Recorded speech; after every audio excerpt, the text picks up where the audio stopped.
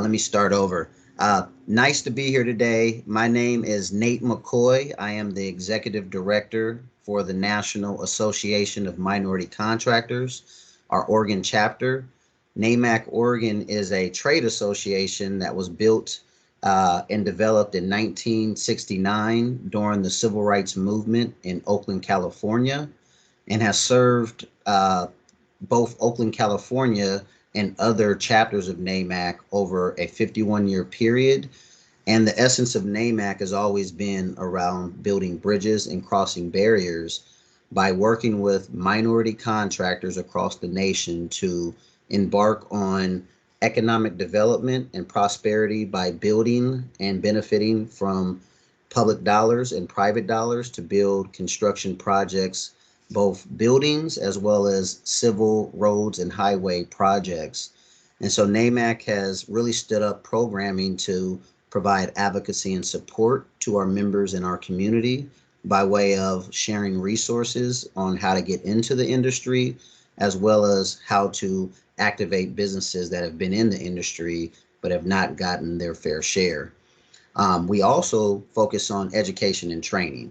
So we really try to help stand up our businesses amongst those who have come up through the workforce trades and are now looking to start a business. NAMC has set up programming to support those businesses as startups or even existing businesses get better at operating their business and being more profitable. And then the last thing that we do is all about building relationships, ultimately to find ways to get our members contract opportunities, as I mentioned, on public and private projects, both on the design and construction side. So when I say design, I mean architects and engineers. I also talk about surveyors, those who are really looking at how to build these projects before any shovel hits the ground. And then those contractors that are really doing framing, roofing, plumbing, electrical. You know, NAMC is an organization that has 80 members that do that type of work. And it includes also women-owned businesses of color as well. And our real goal is really to try to advocate for the larger general contracting and subcontracting community to be more inclusive around diversity, equity, and representation in the industry. So why I'm here today, and certainly don't want to just talk at blank screens. I don't know if we're able to allow folks to turn their screens on, because it's hard to present when you're looking at letters. Thank you, appreciate that, Josh. And want this to be interactive, so I don't want to feel like I'm coming and talking to a group that I can't really see or that might have questions. So if folks want to chime in at any point as I'm talking, I would love to unpackage anything that comes up during my kind of presentation and informal conversation with you today. And why we're here. Had a chance to meet Josh through some other channels, AGC, Associated General Contractors of Oregon, and they're another organization that works across the nation. And what we've been wrestling with, that I think has been long-standing for too long, is how to dismantle the racism and discrimination in this industry that we all, love and find ourselves a part of. And it's an interesting conversation, because a lot of this has not happened overnight. We have to really have a hard conversation and a lot of hard dialogue around these systemic policies and these programs that have operated too long, that I think, whether you're black, white, green, or yellow, everybody has been impacted by. And why these two organizations have come together has been very strategic, because nationally our organizations have not gotten along for over 50 years. And we decided in our Oregon chapter that, being in one of the whitest cities in America, in Portland, Oregon, and probably one of the whitest states, that if we could figure out diversity, equity, and inclusion in a real way, that becomes a blueprint for the whole nation.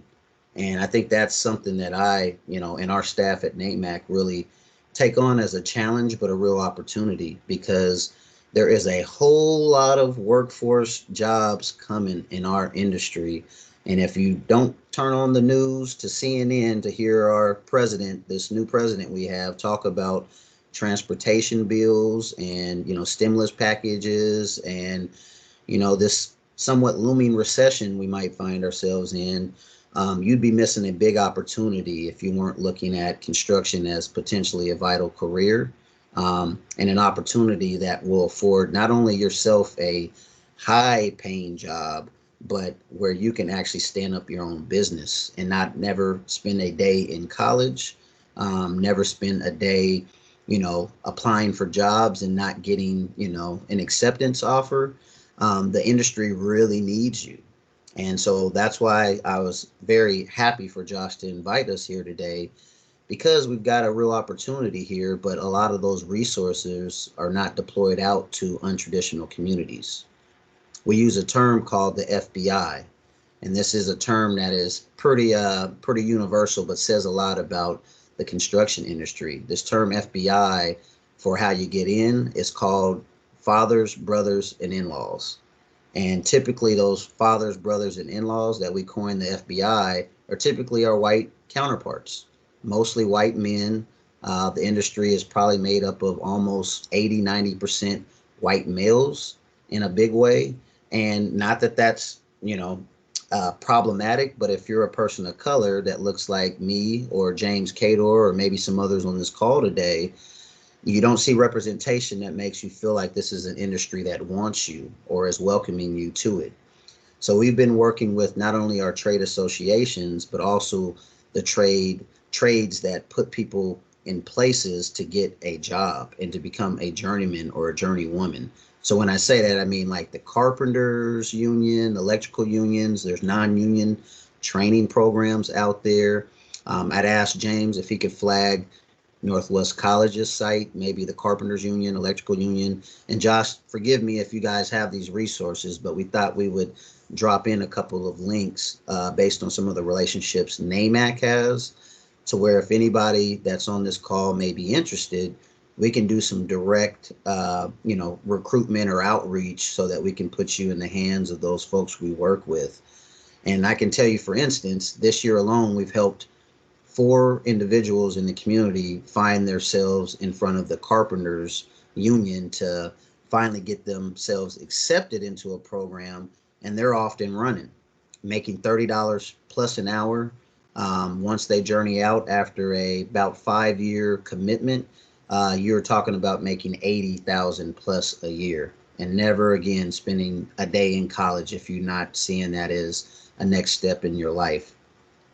And I feel like that's an opportunity for those who might have had some challenges as they've, come to be of age, going to jail or being formerly incarcerated or making a mistake on something that, being young, maybe shouldn't have happened. But, when you talk about second chance, construction is a very vital industry that will take second chance folks on in a big way. And you meet a lot of these people who have been in those situations. And if not for an industry that is trying to screen you in and not screen you out, folks might not even know that you can make the kind of money you can make in this industry. So we've been trying to be a resource in the community, especially for those that are people of color, so that they, not having a father, brother, or in-law to kind of go to, could see NAMAC as a resource. And that's part of James's job that is here with us today as our communications guy, is to really help be a conduit and a navigator to make sure that the programs that you might be interested in, or if you have no clue about construction, that we can give you some awareness of some of these craft trades that we see a lot of representation in. And just to name a few: carpenters, electricians, iron workers, laborers, and one that I would like to see more, because a ton of this work is coming, is operators. And operators, I say that because that's probably one of the highest paid jobs and probably the lowest representation in the marketplace. And so when I talk about all of the federal dollars coming to build highways and to do bridge projects going across to Washington, these are billion-dollar projects that are keeping people busy for 6-7 years. So we're not talking about one job that might last a couple months. We're talking about having a job and potential projects where you're being carried along in your own community for a 7-year period before you look at any other projects on the horizon. And so I want to stop there because, Josh, I'm hoping for anybody who's tuning in, I'm not just talking at them a lot. So I don't know if there's questions being propped up on the side here, or if there's anything that you think from a Q&A perspective might be something I should unpackage more. I am watching the chat here, but they might not be able to have access to ask questions. They might all be sitting classroom style in front of a screen, and they're not able to turn on the videos because of privacy concerns. I'm not sure. Got it. Okay, so well, I want to. It's a little tricky. Yep. Want to definitely respect that. And again, if folks do have questions, please do pose them in the chat, because I, clearly don't want to feel like I'm just talking at people. And if I'm going left field or going in the right direction, giving you good information, I would love to, hear some on the chat acknowledgement on that. But I guess as I continue to talk, Josh, and if anything comes up for you, since I can see you, please, prompt any questions you're thinking about as well. But, I guess another area to observe that I think is always good is, what are the expectations is what I hear from a lot of younger folks who are being told by their parents or folks in their communities that you need to get a job in construction. And I think one of the things that always bubbles up, and this is what tells me that a lot of young people don't really understand this industry, is there's still a stigma of seeing construction as like a last resort career. And I want to really dispel that imagery or that mindset that I think has been probably too long standing, that somehow if you're looking to get into the construction industry, that means you failed. You're not as smart or talented as somebody that's going to college. And when I say that there's a ton of people who went to college and went and tried to be a lawyer or a doctor or something else to find that they were actually miserable in those jobs, have turned into looking at this construction industry and have revamped their careers and are so much better off for it. And the reason why I say that is because construction is always innovating. Construction is always a job that, at least technology now, where, in some fields, machines are doing all the work and taking people out of the equation. Construction is not even close to being in that area of space where machines are operating these big operator pieces of equipment or hanging drywall and nailing that in. They're still going to need a ton of people before we even have any machines doing this stuff for us. And that just lets us know that this is a people industry first.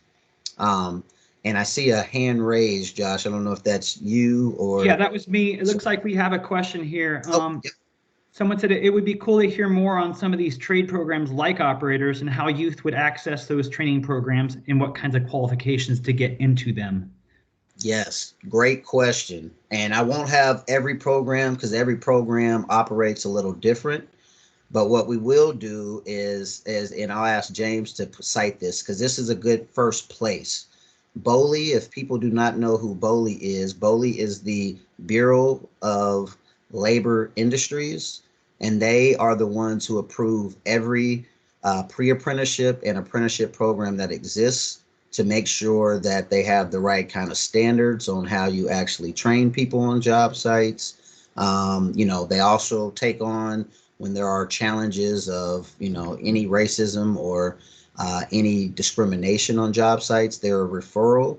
But if you went to the BOLI website, you would see a nice listing of all the trade approved programs that they have endorsed. And you can totally just do your own research, because some people enjoy, sitting in a two-seater excavator or a high, heavy equipment piece of machinery, but you're really kind of by yourself, so there's some art and science to this, to where if you're somebody who doesn't want to be outdoors, or you like being indoors more, there's something to that. So the one that I see a lot of youth move towards is electricians. because a lot of times they're indoors. It's what they call the sexy trade, if you will. Pays well, but it also allows you to not always have to be in the elements, even though at some levels that's a expectation regardless. But Josh, it looked like you were kind of on about to ask a question as well in that regard. It looks like we have someone's hand, Mr. Giscombe, one of our guests. I'm not sure if that was by accident. No, it wasn't. Could you hear me? Yes, sir. Yes. So, good afternoon. I really appreciate this presentation. I apologize for the rest of my team for not being here, but when I saw this on my schedule, this was a must. I currently am the director of the Office of Inclusion and Intercultural Relations at Oregon Youth Authority. And prior to my position, I was in Department of Correction, and prior to that, I was in probation.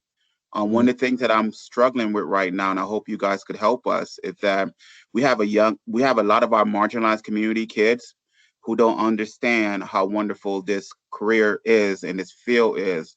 And I would love to be able to, if I could bring you guys on campus or have you get to introduce this to a lot of them, because a lot of them really don't know that these things exist right now. And when I talk to them about the importance of plumbing, electrician, because being a homeowner, I know how much that costs when I call for those services, and it's not one of those things you could do yourself. So, and also have the opportunity to meet a lot of young people who are in school and they remove themselves from college but still trying to find their way. And I think this would be a really good option for them. So I'm just trying to figure out, how can I put you guys in a position where you can meet these young people that would benefit from being in this field, because a lot of them are leaving our care with certificate in firefighting or other things. But I think that this type of trade is something that we actually need. Yeah. Yeah, well, let me unpackage. Yes, on trying to find a time. Bear with me. We've got quite the calendar with our members, but certainly if we can get some lead time, James and I would love to come in and talk if in person, works, during COVID. I mean, we'll take a look at that. James has gotten both of his shots. I'm still waiting for both of mine, but but until then, we definitely are open to working with more of your youth in those programs. So I'll ask James to, cite our contact information so we can follow up offline. You bring up an important point that I inadvertently forgot to mention earlier, and this is why I like the Q&A, because then I can kind of retract and repurpose some of the things that I thought I wanted to say that I didn't quite say. But one thing that we also try to do as far as exposure is get these youth out to some of our contractors' job sites. And when I say some of our contractors' job sites, not just, our contractors being in what we call subcontract roles, but being in lead roles, running work, managing high level projects. And so I want to cite a few, and I don't know where, everybody's coming from, if they're centered in Portland or other places, but along the corridor of division, Southeast Division in Portland, we have a Black-owned contractor that is the biggest Black-owned contractor on the whole West Coast, and broke the record, the highest contract ever, given, actually won, I shouldn't say given, but actually won by a minority-owned business in the state's history, an $80 million standalone project that has the most diversity you've probably ever seen on, most job sites out there, that has Black, Latino, white, Tongan, and even a couple of Native American members of NAMC that are subcontractors to our bigger prime contractor.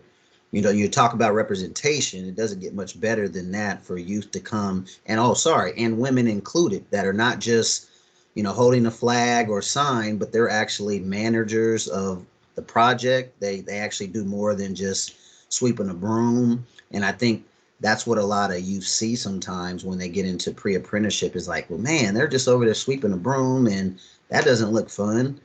Our group really tries to challenge most of these youth to say, you can be better and you can be better.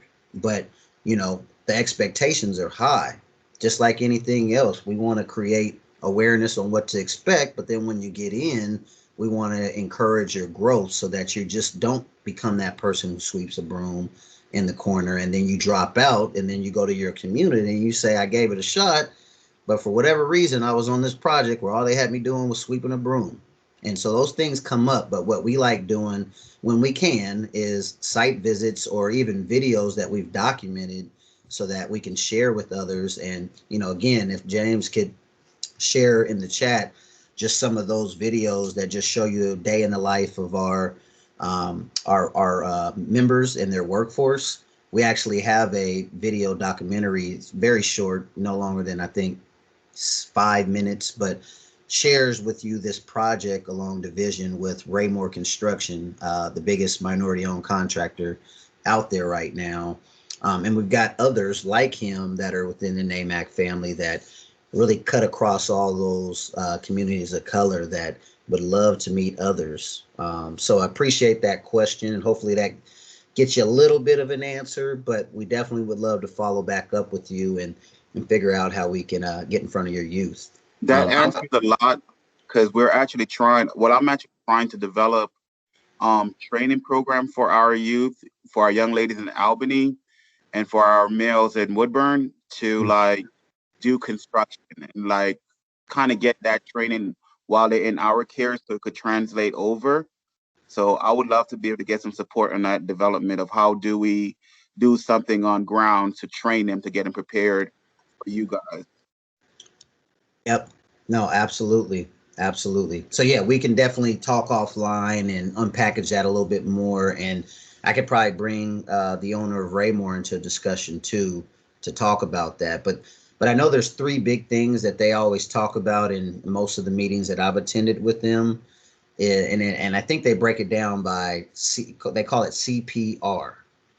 First being, coachable.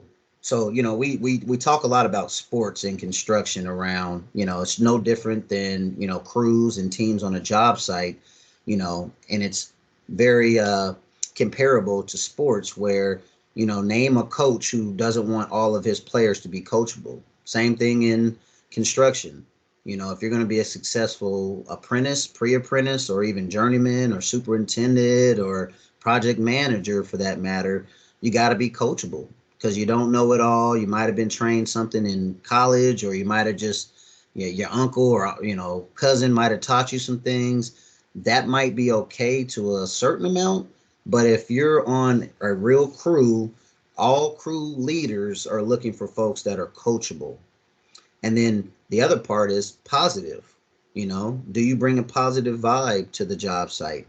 Just like sports, nobody wants the kid who's complaining all the time, who's yelling at all of his teammates, and that becomes a cancer. And now we're going backwards instead of forwards. And then the last one we've kind of talked about already, but is representation. What are you doing as somebody, not just at the NAMC levels, but if you're an apprentice on a job site, are you going out and recruiting just as much as anybody else to get more people into this industry? Because the best recruiters are not people like James and I, it's people really in the trades that are in it day to day.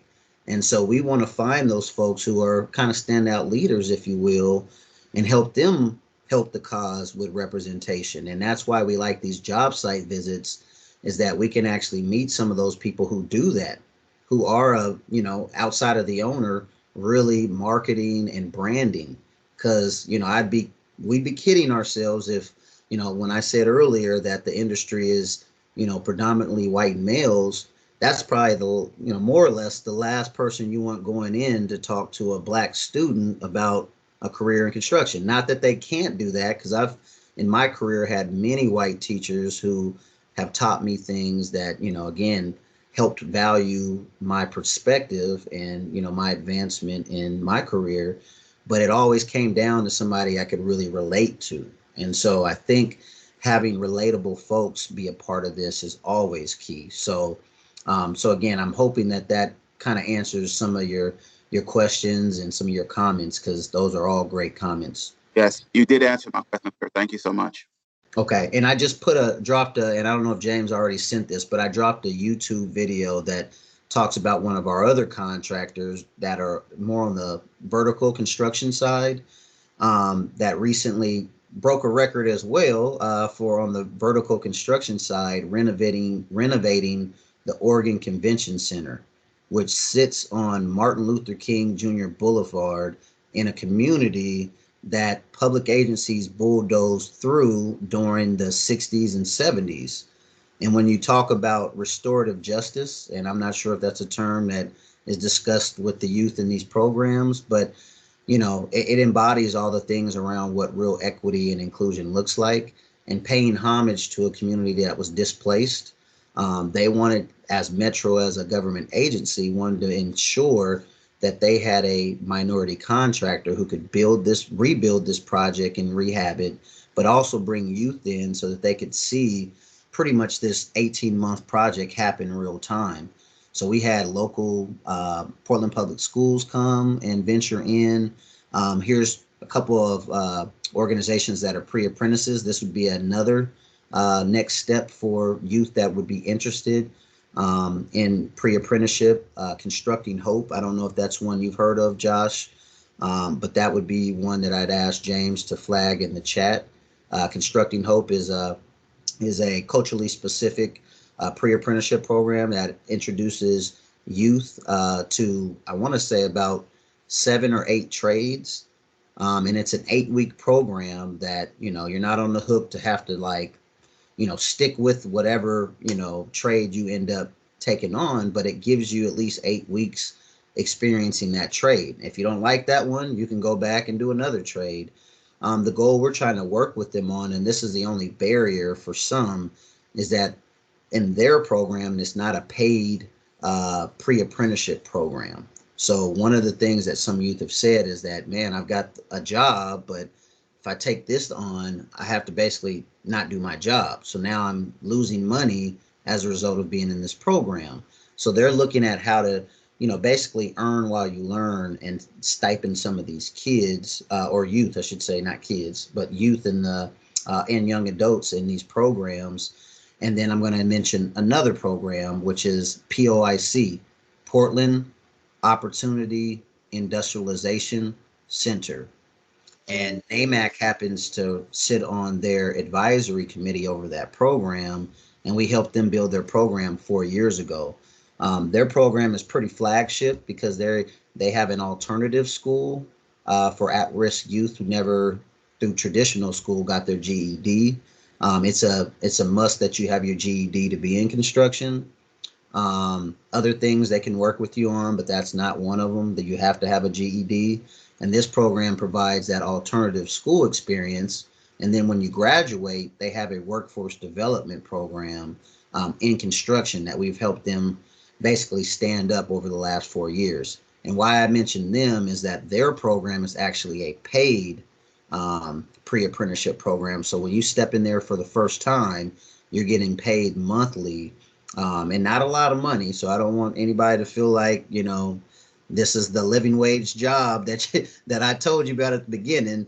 This is the precursor to the living wage job. So they pay, I want to say upwards of, maybe $14 an hour, something along those lines. I mean, still something, obviously not earth changing for your life, but certainly a program that gives you that exposure, but also thinks about compensating you. So there's some skin in the game.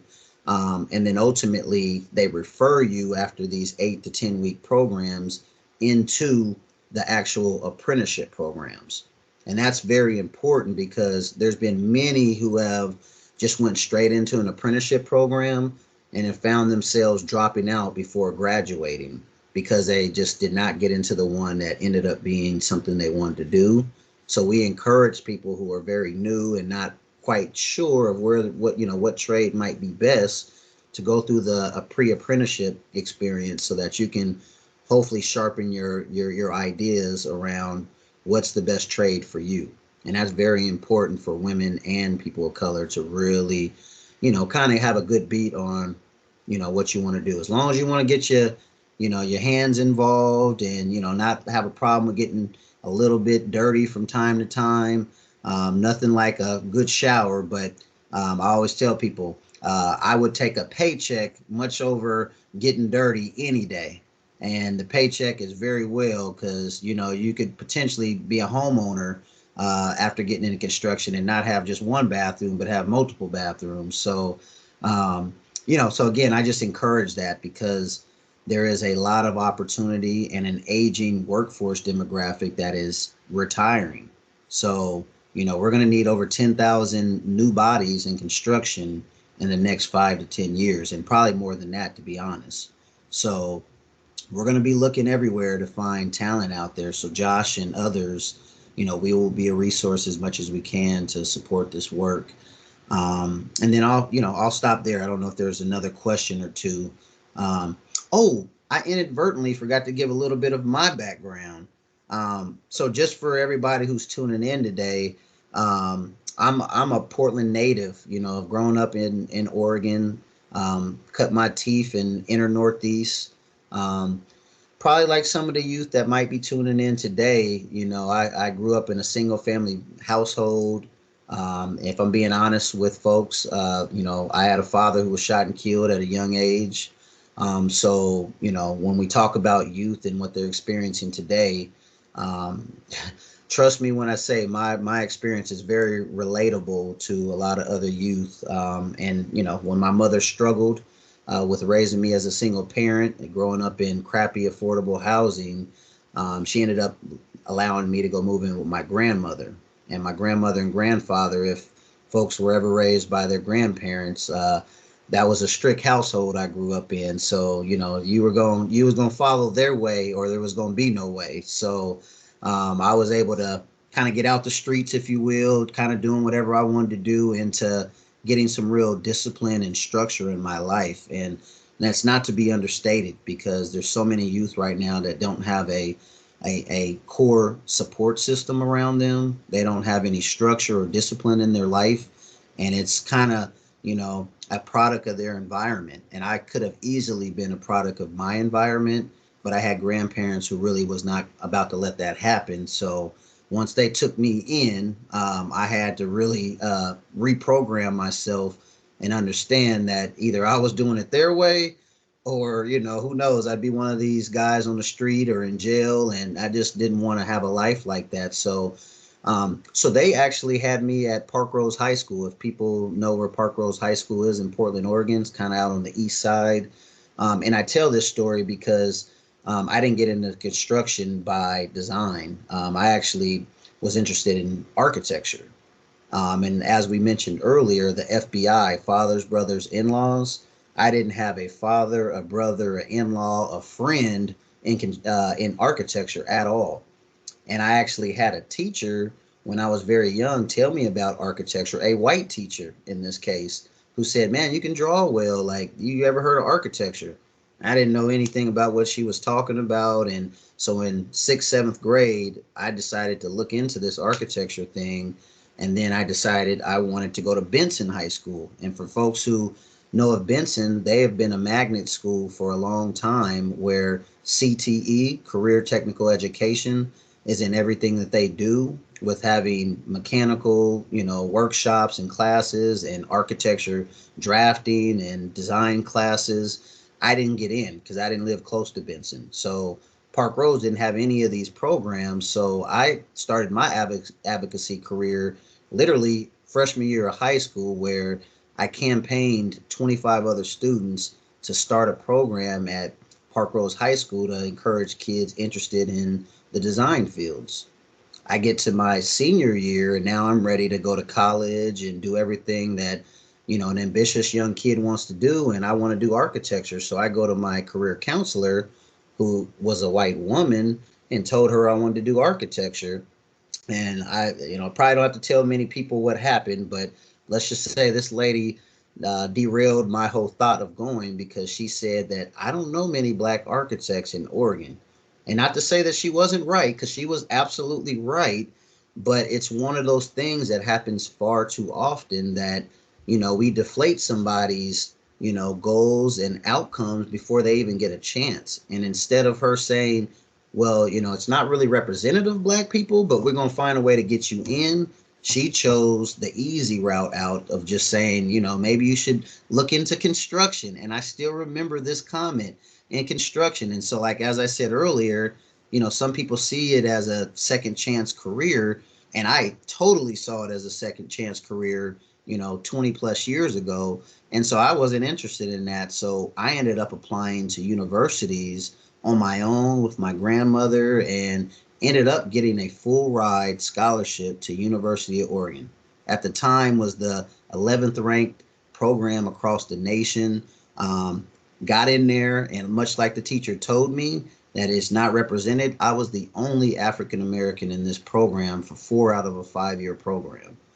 But what I did while I was there was much like we're talking about today, is I said, we need to start a program, and it ended up being a real program. It might still exist today, called Reach for Success. And this program shipped local Eugene kids as well as local Portland kids out to the university campus to actually meet students that kind of looked like me or from other ethnic backgrounds, mostly, international Asian students, but a lot of them, really didn't get down like me. If I'm being, kind of candid in this conversation, I was an urban Black kid. So, I wore Jordans and I wore all these things that, I kind of stood out, if you will. And I didn't look like the usual student at University of Oregon, but I had a faculty that really wanted to embrace me. So that support system is so important, because there was many times that I wanted to drop out of this program, not for anybody calling me any racist slurs or any of that. It was more the absence of people that looked like me in the industry and in these classroom settings. So I can't say that University of Oregon has, ultimately changed that dynamic, but I'm working with the university to try to introduce more kids into the design fields. So what I did after graduating, because I got that diploma, is I went and tried to seek out that teacher to show her this diploma, but things have a way of working out. She was no longer employed there by my 5th year when I graduated. So I just took it upon myself in every job that I've had to be an awareness factor, a navigator, if you will, to just make sure resources are being deployed to people who don't always get those resources. So just wanted to share that story, because again, I'm hoping that it resonates for folks. But that lived experience is very important, and who you keep in your network is just as important. So if you've got folks that are dragging you down around you, or not really helping encourage you to do more than, what's on your plate today, get those people out your life. Because I've had to actually cancel some friends who wanted to go this way when I wanted to go that way. And those are the kind of sacrifices you got to make when you're on a trajectory to do something with your life, and honestly leave a legacy for those who come after you. So I have 2 young kids at home that will never have to worry about the things I had to experience, and they're 8 and 4. And I'm pretty sure that they know about construction, because they look at all the stuff that I bring home all the time. And, and again, I'm just hoping that people resonate with some of the stuff we discussed today. And I look forward to continuing to work with you, Josh, and some of the folks that, weighed in today in the discussion. Thank you, Nate. Great work you guys are up there. I want to really quickly see if anybody else has any more questions, if they're able to get to the microphone, or however that's working.